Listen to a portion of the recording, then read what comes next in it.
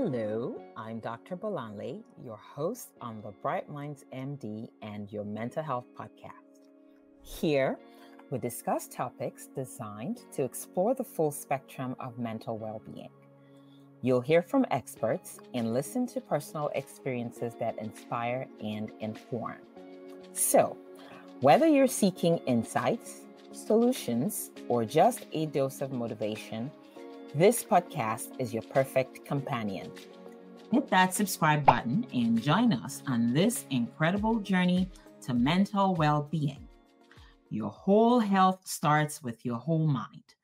Let's get started.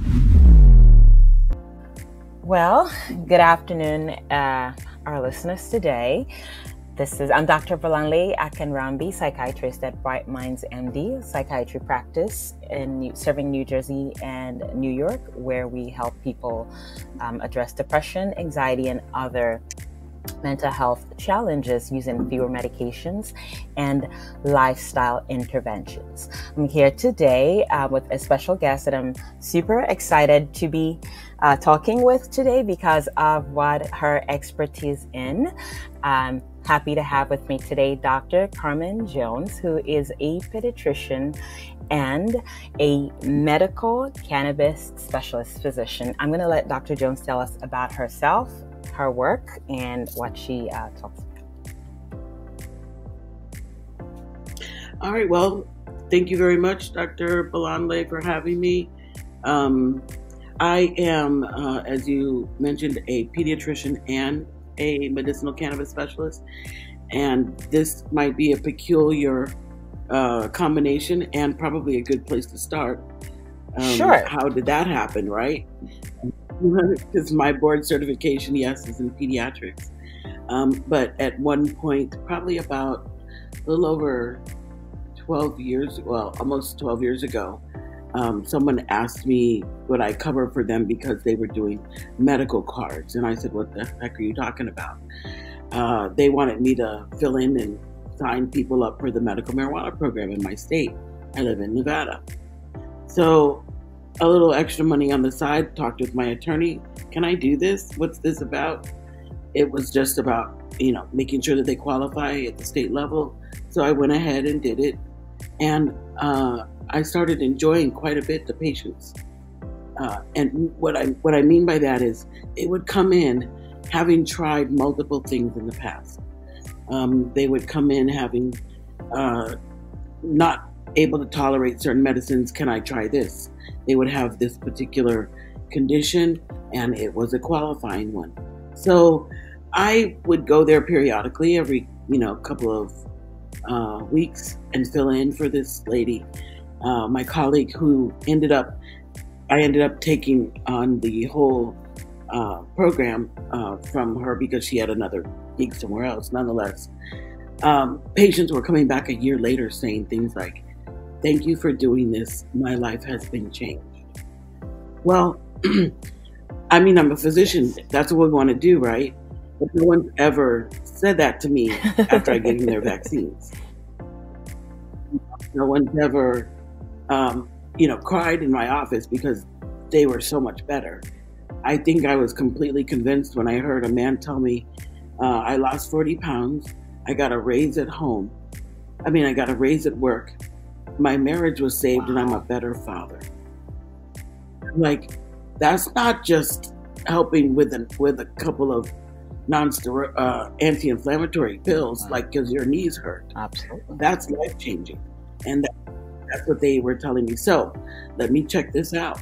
So I began to learn about it and become way more involved in being a patient advocate, especially at the local level. And I meant legislatively at the local level as well as nationally. So currently today I own Wildflower Medical Consultants, and I teach patients how to use cannabis as medicine, usually quite difficult patients, not just someone wanting to get their card. That's usually a quick signature because they qualify. But no, I go over their medical condition. Like a regular doctor visit would, their medical history, their prescription paid, past, and what they want to accomplish. why are you here today? And the majority of people are not just curious, they are often kind of desperate because maybe they have side effects or poor tolerance of some pharmaceutical, or maybe they just want to do things more naturally. So Thank you. And it's comprehensive, and I'm having so many questions as I'm listening to you talk about that journey. First of all, isn't it amazing and exciting when you do something that changes someone's life, but also that you enjoy it, and it can be rewarding for not just the patient, but also for you. I always just love to hear stories like that, because it's great when we can wake up and do things that are not only impactful to other people, but enjoyable for us. It's such a win-win situation. So congratulations on finding something like that for you.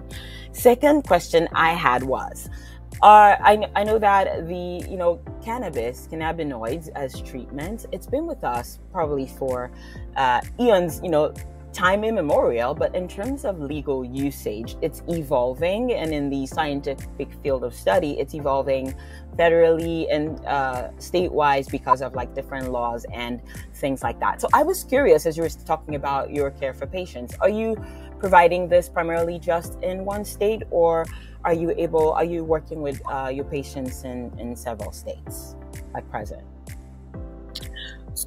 So when it comes to the states that allow cannabis to be used medicinally, I would need to be in your state to sign for you to get a license to use it. But again, I'm in Nevada, so I can only sign for patients to get a medical card for cannabis usage in Nevada. However, I consult with patients all over the country. So in other words, if what you are trying to do is get information about how to use it medically, I can talk and that teach. Aspect is nationwide. Awesome. Right. I just can't sign your medical. Okay. Thank you very much. Second follow-up question I had to that is, in terms of the life-changing effects, what kinds of diagnoses or problems do people typically come to you for cannabis as medicine? And I know that pain is one I've heard, and for my specific psychiatric population, anxiety is one that many of my patients have mentioned to me or described. But I'm curious, from your perspective, with a focus on mental health, perhaps what types of complaints, concerns, or diagnoses do people come to you to learn about medical cannabis for? Yeah, you just reminded me to mute my phone. Now, so I don't get into it either. All right, so you named the top two pretty much. So people, pre-pandemic pain, post-pandemic anxiety, all day long. And unfortunately, the majority of people trying to use cannabis to deal with their anxiety are using it incorrectly. But again, they won't know that until we talk. Pain and seizure disorder, side effects from whether it be chemotherapy, of course, cancer, side effects from chemotherapy like nausea, appetite suppression, or and not having any appetite, glaucoma, muscle spasms, particularly for neuromuscular disorders like multiple sclerosis. A lot of times the states will identify certain diseases, and that always bothers me because they will name something very rare, like that one or two people in the whole state have. I prefer, and actually helped get this law changed in Nevada, where we call them, a broad spectrum, like neuro pathological diseases. An umbrella. That way you get the entire. Right, because why are we nitpicking over this rare illness versus that one? Pain is pain. Whether it's coming from something which people may think is simple, like menstrual pain, or if it's coming from, a tumor in your back, it's pain. And so our body reacts to it the same way, pretty much. So we have to treat it. But a lot of times, people can't take the medicines, like the opioids, or they don't want to. So those are just a few. There are lots of health benefits. By the way, with regards to research, it's blowing up. I mean, the common answer your doctor may have given you in the past is there's not enough research. One, that's never been true. There's not a lot done in the States. Lots and lots of research has been done. Oh. Canada, Israel. So other countries are studying. Well, yeah. We just had this prohibition on us. And it's fairly ridiculous, right? Because all states but 2 have some form of cannabis laws on the books. But yet, we can't get our act together as a country. Just know this, it's all about money.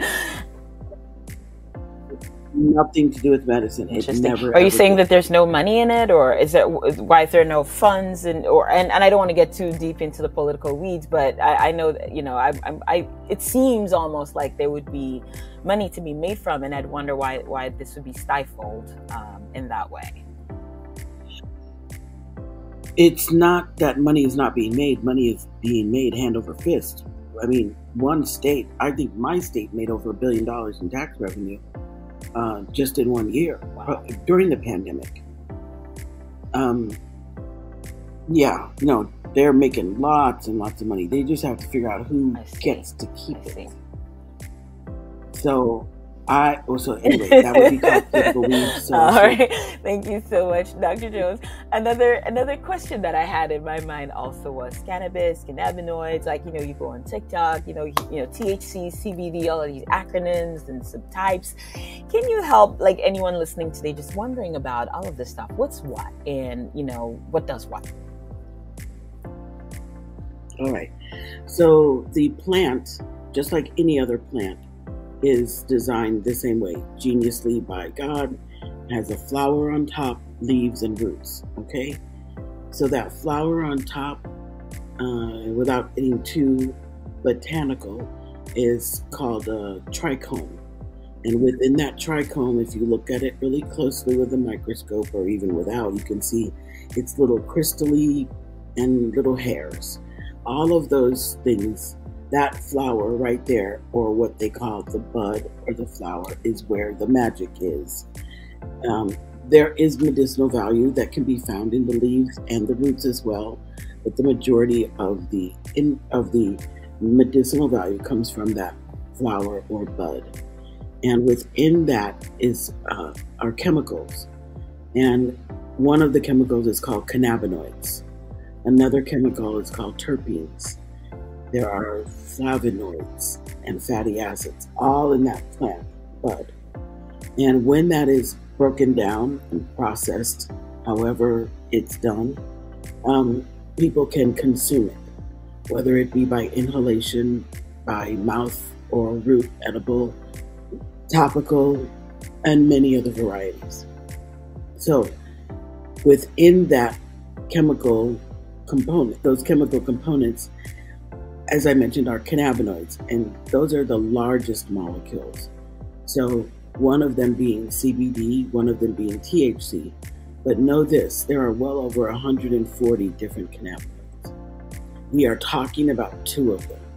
And part of the reason we're only talking about 2 is because one of them is mind-altering, if you will, or intoxicating. And, America does not like to be intoxicated. We are morally contradictory in that realm because, we have the poison called alcohol that we constantly engage in. Sorry, no, I was laughing about it too when you said America doesn't like to be intoxicated. I'm like, we don't. Right. Well, that's the whole contradiction about us as a society. We are, extremely, puritanical when it comes to certain things, as you can see just by turning on the TV. today, but very little about others. But nonetheless, so well over 140 of these cannabinoids, but the most popular ones are THC and CBD. And again, one, because there was a war against our being euphoric, and at some point, and then number two, because CBD, how to put this, it became useful to the government, so they CBD made it legal. specifically. Okay. Yeah. So the 2018 Farm Bill allowed hemp production, therefore allowing CBD to be produced. CBD directly comes from both versions of the plant, the marijuana version and the hemp version, but for purposes of destigmatization, I always refer to it as cannabis in general, because the distinction is not medical, not botanical, it is legal. Right? Because the plant is the same genus and species. Cannabis sativa is both the hemp and the marijuana version. It's just how much THC is in it to determine whether or not it would be legal or allowed to be consumed. Well, they created a medicine for children who have difficult, intractable seizures, and they needed that CBD to be available. So they legalized it for those purposes only, but it became kind of like a Pandora's box. Once the government said, well, we can use it, but you can't, all these CBD stores started popping up. You guys remember, right before the pandemic? CBD they were oils popping up everywhere. That was the workaround, essentially, for pushing the envelope. So people started opening up their CBD stores because, after all, it's legal now. So technically they couldn't, but it was too many to fight. So now, that Pandora's box was open. So they still have to, wheels of government move slowly. So, last summer, President Biden decriminalized it for the CBD specifically, or both, all of the cannabinoids? No. Anybody that was arrested federally for a nonviolent possession, nonviolent cannabis possession, is allowed to be released. Yeah. So anyway, now again, very hard. It's a political plant, right? It is, and until they can figure out a way, I think, for big pharma and big money to do the most profit, then it's going to remain scheduled. So now, when people are prescribed medicinal cannabinoids, are they only getting CBD, or are they getting a little bit of THC with it? So let me go back. I forgot. I didn't finish. I wasn't very clear. So the THC is one, CBD is another cannabinoid, and again, there are lots more, all attached to either version of that plant, dependent on your state. The card or the medical license is, first of all, not prescribed by doctors. That would be illegal. Most of us hold DEA license. And so it is still a controlled substance on the DEA schedule. So we can only recommend, based on what your state has said, is their law, that yes or no, you qualify under the state's law with this condition to use cannabis as medicine. I can't necessarily tell you where to go, what to buy, like I would write out a prescription, but I can teach you what the characteristics of these things are. And maybe when you go to the dispensary, you can look for these particular components. It's fairly ridiculous. However, I see. Thank you for sharing that. I didn't realize that. So the doctors who do this assessment do not write prescriptions. They mostly help a person decide if they would meet the criteria put together by the state, their specific state, and also what they may look for when they go to a dispensary. That's And then it's a exactly right. dispensary that then puts things together for people. Yeah, every state is different. My state, for instance, the dispensaries make a lot of money. I live in a tourist state.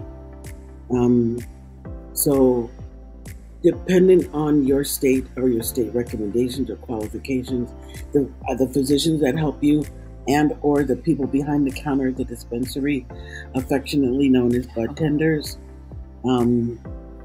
they they are product specialists mostly. So if I say, you really don't need that much THC in whatever you're using. In fact, when you are experimenting, you use too much. That's not what we're trying to do here. You need a bigger balance between these cannabinoids. You need more CBD than THC in this case. When they go to the dispensary, they can talk to the bud tender and say, I don't want that. It's got too much THC in it. Give me Gotcha. So that's this. where the expertise comes in.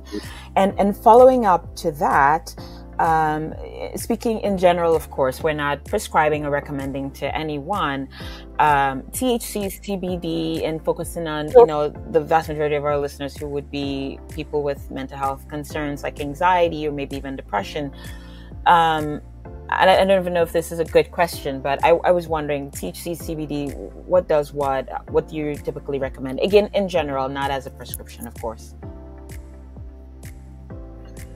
No. That's exactly what we're doing here, and that's the way you've asked it is fine. When I say we can't write a prescription, I literally mean I can't write it out and sign it. We're not discussing. So, within our bodies, we have something called the endocannabinoid system. If you went to school after the early 90s, you should have been taught about it, but probably 90% of us were not. It is still sad that only 14% of the medical schools are teaching about cannabis, yet the majority of the universities are offering cannabis training classes because there's such a large interest.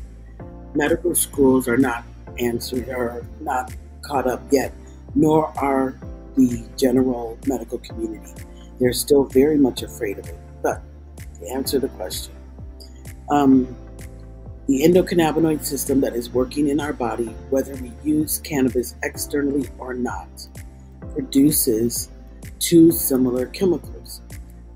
Internally, our bodies make two chemicals that are similar to THC and CBD. What that means is that our bodies essentially were made for this plant, or made to metabolize similar chemicals. Endocannabinoid. Endo means within. If we were using external cannabinoids, that would be the plant that we're all fighting about or enjoying. There are receptors in our body for these chemical components, and they literally control almost everything we do, from appetite to sleep, from reproductive system, to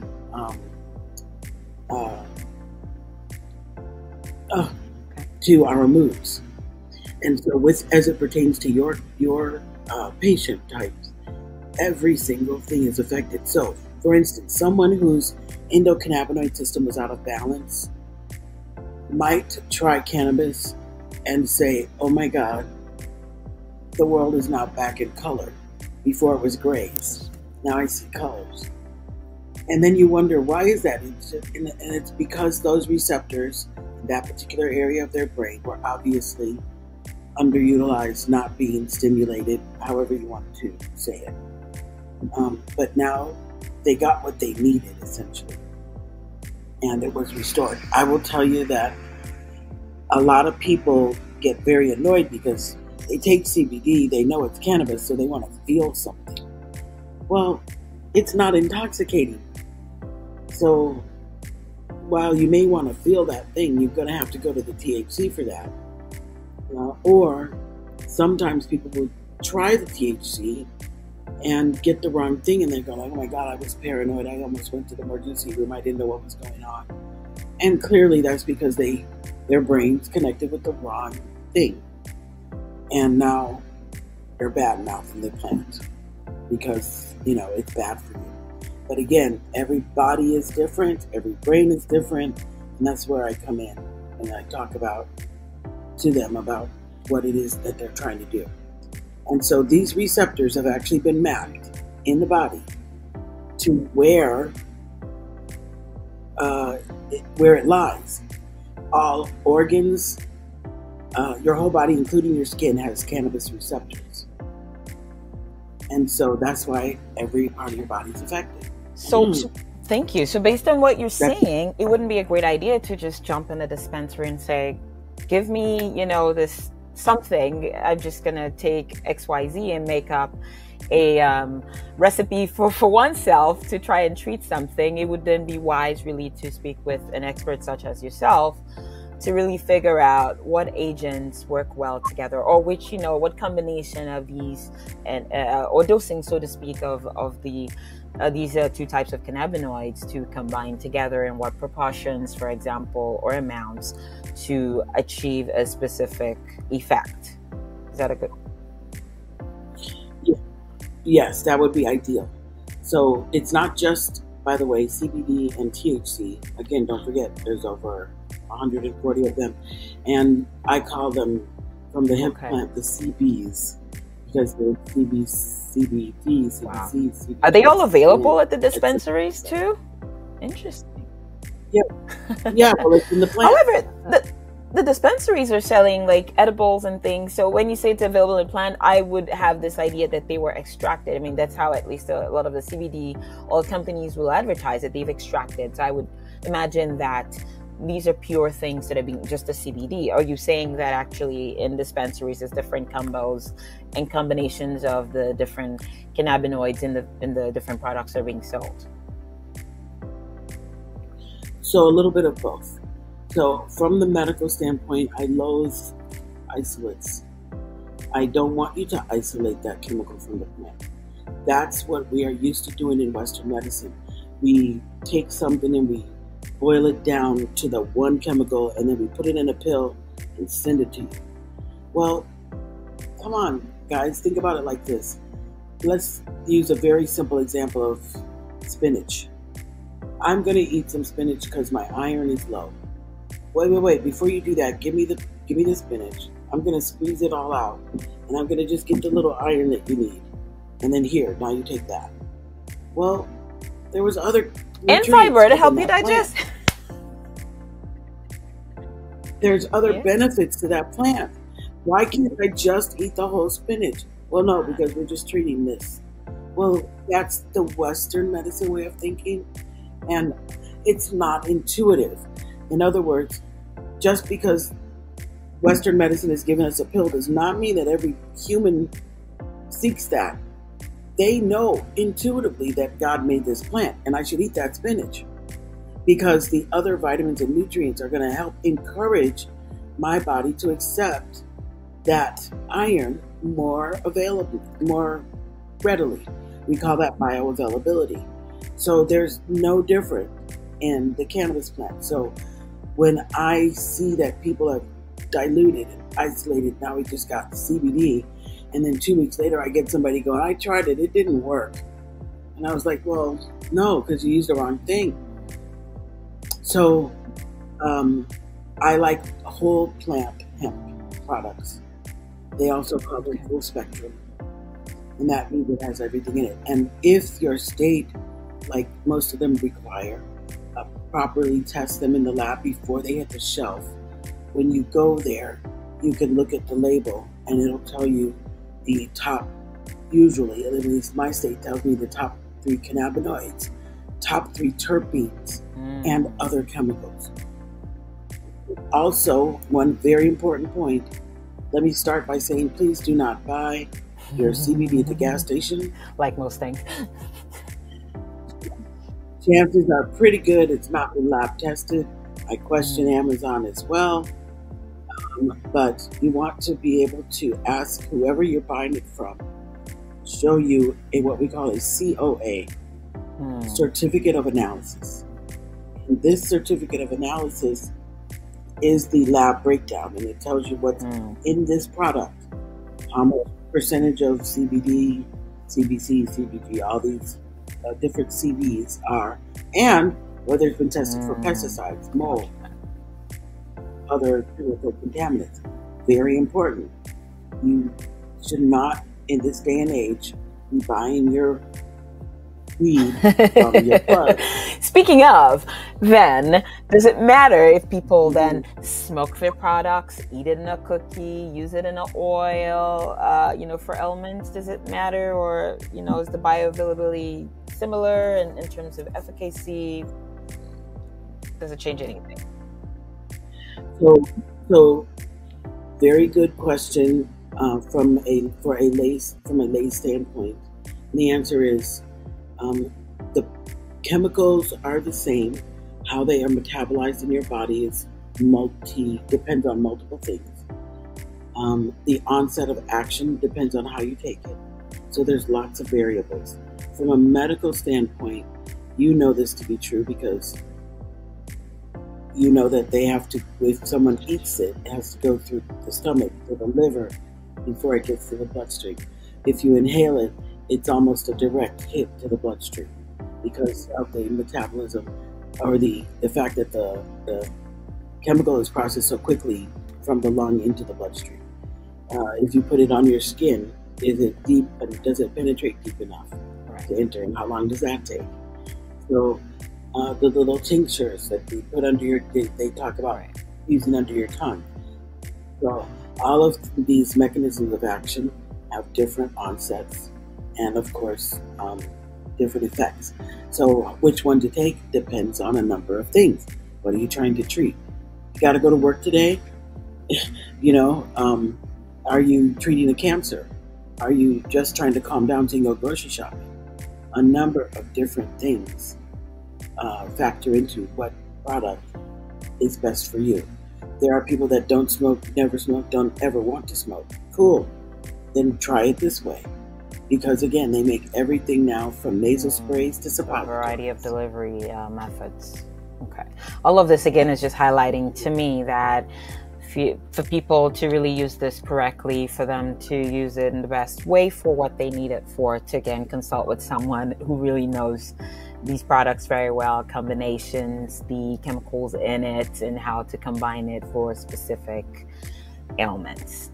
One big question, and I realize that we're pushing our time now, but I cannot not ask you about side effects, right? When we talk in the medical community, as you might have seen as well, like there's the hyperemesis that, we all worry about with daily use, for example, of, I guess not the products, but I think smoking marijuana on a daily basis, for example, is very heavily talked about.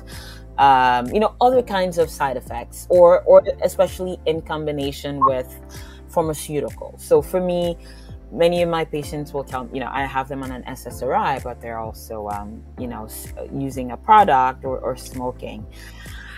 I guess I want to make this broad and ask how would you advise or counsel, or, what are your thoughts about that, speaking more generally?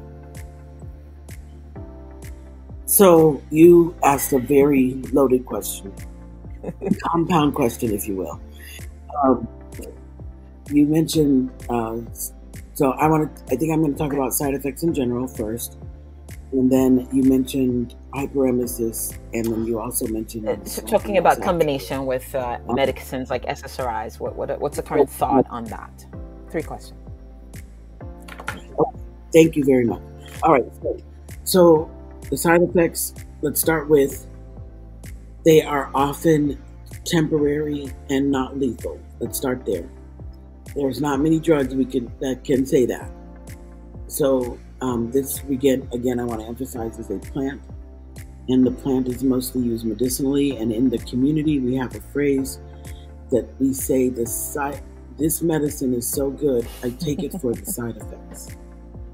Meaning, they're making a joke about being high because they like that feeling. But this medicine is so good, I use it for the side effect.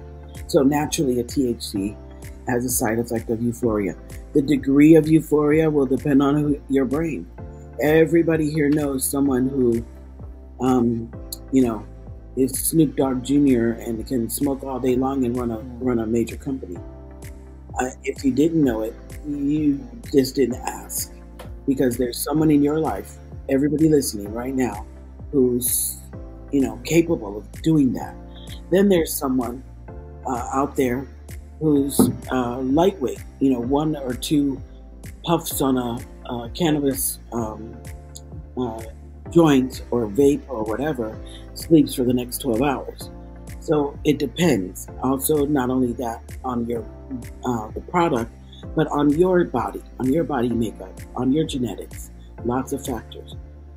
With regards to the most hyped up side effect that the doctors freak out about, because that's all they know and they glammed onto something, is something called hyperemesis syndrome. Oh. It is, first of all, extremely rare. It is highly overdiagnosed. It is not proven to have causation, but only association. Unfortunately, for the person that gets it, truly has it, they can no longer use THC again. It is literally like almost like a poison to their body. And a lot of them will have gotten it because they were heavy users frequently. But the fact is very true that it remains unknown as to the origin. My last study on the subject was that it was highly related to your genetic predisposition, more so than what particular product was used, or how often, or any of that. But again, every study should be scrutinized. Let me just say this. In 2020, an article came out from a 2018 study that showed that the government truly was funding only or primarily medical research that came back with negative results. So if you wanted to study marijuana and wanted to say it was good, you were not getting funded. If you wanted to say harmful in this way, that way, or the other way, so it's biased in funding too. So it was biased in funding. And this is very hypocritical, though, because in 1993 and other years, the government held patent for cannabis, its own patent. So there's a lot of that kind of conversation. But again, let me pull me back from that. Right. Major side effects, particularly of THC. Racing heart, sometimes your high blood pressure will go up. You will have, obviously, some mobility issues, some distortion in your thinking, memory, short-term memory loss, etc. None of it is permanent. None of it is long-lasting. Almost all of it is temporary, and none of it is fatal. This is key. No one, nowhere, ever has died from overdose in cannabis. The possibility of addiction has to be very carefully discussed, because there is no... Okay, so psychological addiction, maybe not physiologic addiction. For super heavy users, there may be some additional physical things, but that doesn't fall, not everybody falls into that category. Very few people fall into that category. So as we expand to the west of the country, and as they, more people start to use it, we're going to get more data, and hopefully they'll be studying it properly. Right now, the anti-cannabis people are still doing retroactive studies. Even last week, another one coming out to say cannabis is bad. Yeah, well, except for too many people are doing better without it. The opioid industry most definitely felt the pain, not only from those lawsuits, but because people crossing over from opioids into using cannabis products for their pain. Yeah. So let me segue then there into the last part, which is regarding medicine interactions. That is another thing that I want to emphasize, finding your local cannabis physician, because there are some medicine interactions that need to be discussed, particularly with CBD. And I will just mention that one as an example. CBD interacts with the body. If any patient out there has ever been told to use the grapefruit method, like the grapefruit warning, like if you take this medicine, please don't use grapefruit or interfere with the metabolism. CBD is similar in warning, and it has to do with because it's filtered or metabolized through the liver. With P450. P450, and other P's, numbers following it in terms of their metabolism. So the only other thing I need to stress is it's very difficult to find a good cannabis combination for patients with schizophrenia.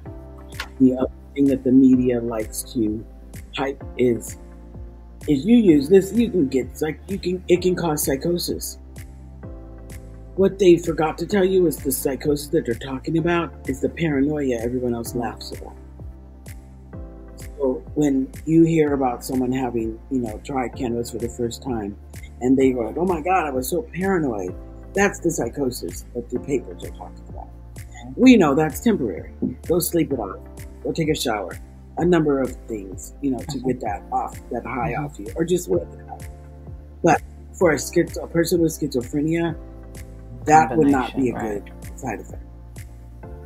So there are people who have figured out ways to take care of themselves with schizophrenia and cannabis by choice. But it is not going to be my very first recommendation. CBD, yes. THC, no. And that's because THC is primarily, at least one of the main psychoactive subchemicals within. It's because the THC is the one that has the paranoid or psychotic side effect. And we don't want to add to the troubles of the person with schizophrenia. Thank you. Thank you very much. This was wholesome. And what I'm hearing again is that there's a lot of more nuanced conversations that need to be had, and both by the public and the medical community, in understanding cannabinoids, cannabis products, the cannabis plant, as well as looking at the applications. And as we're speaking, I'm thinking many pharmaceutical agents that we use already, non-plant-based, but like the pharmaceuticals, they have uses, but they also have side effects.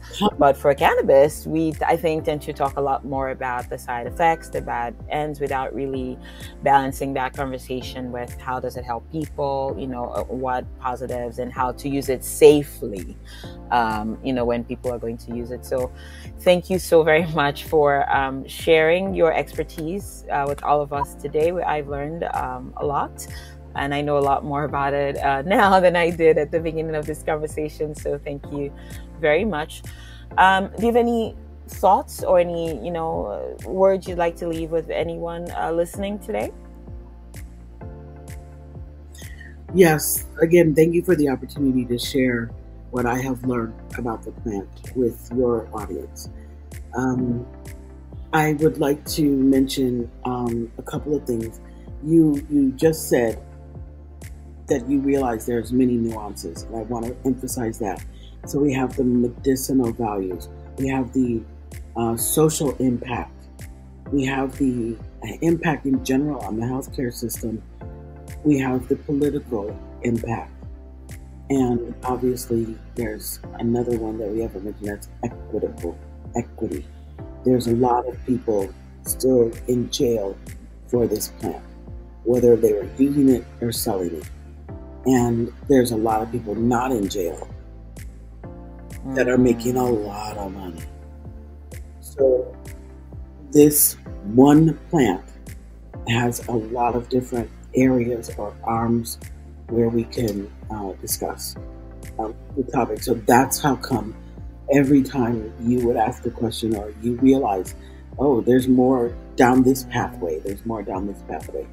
So for people that are interested in learning more or getting a consultation, you can certainly set one with me. I have a website. It's called wildflowermedical.com. And you can schedule a consultation only. You don't have to get a medical card. You find someone locally. And then that person may know your state better, on how to use cannabis as medicine. Make sure it's not just someone who wants to sign off on a card, keep you in there for 2 minutes, take your money. But find out, look at the reviews, find out if someone's teaching. So for patients who are truly interested in using it, I would ask you to seek out a cannabis medicine specialist. We are trying to establish a new specialty called endocannabinology.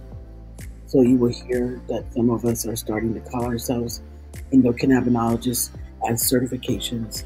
So come on board. Then we will have better standing. Maybe in about 10 years from now, we'll have maybe sooner than that. a board or something. And then finally, if you are interested in the other areas of cannabis, like I just mentioned, whether it be for advocacy, equity, or anything as it pertains to the community, there are lots and lots of websites that you can go to educate yourself. But I am a board member of a group called ACHEM, the Association for Cannabis Health and Equity in Medicine. I am the policy co-chair, policy committee co-chair, and the chairman of what they call the Freedom Initiative Fund.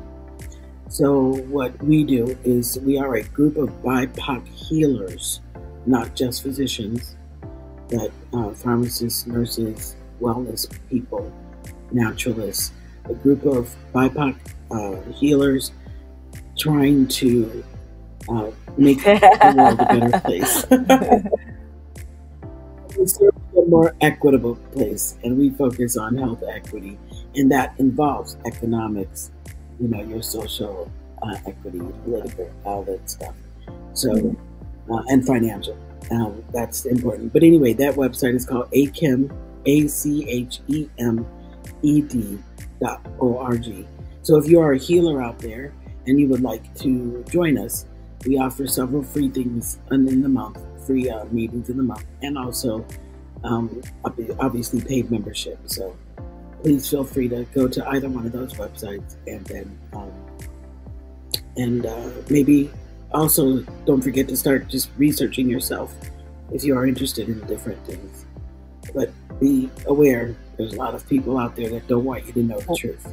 So I will end on that. Again, thank you so much. Thank you. We'll put in your information under the video so that people can click and read more and learn more and connect with you if they want to.